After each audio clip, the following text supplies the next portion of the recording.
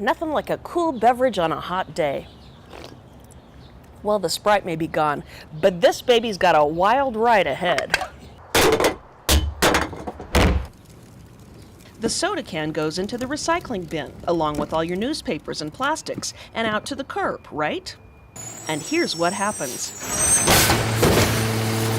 Our cities and towns have contracted with companies to drive through your neighborhoods and collect all your recyclables. Many crews pick them up once a week and take all the material to be recycled to a facility like this. First, it is weighed, then strategically dumped into particular areas so crews can keep track of which truck it came from. Then the sorting process begins. It goes to what's called a material recovery facility, where the material goes through a system of conveyor belts and sorting, and everything is sorted into their individual commodities, like the aluminum cans, the plastic bottles, the newspaper. What you're seeing here is the fiber content of everything that's picked up at a residential home. About 40% of what we recycle out of the average home is this. It's your junk mail, your newspaper, your magazines.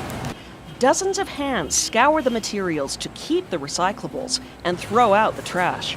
From one conveyor belt to the next, the paper is separated from the plastic, and the aluminum is pulled from the debris by high-powered magnets. My Sprite can travels down the belt and under the magnet, where it's pulled off the belt with all the other aluminum materials. After it's sorted, it's all compacted.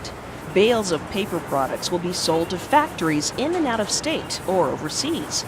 Even my Sprite can will be sold and reused. The Sprite can that we've been chasing, aluminum is the quickest turnaround of all the commodities. It's estimated that we'll get that aluminum can back in our hand in as quick as 40 days.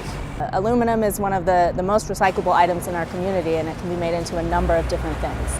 Some of the products made from recycled materials may impress you. You know, a lot of the fleece clothing is made from recycled plastic bottles. Playground equipment is made from recycled materials, parking stops, stepping stones.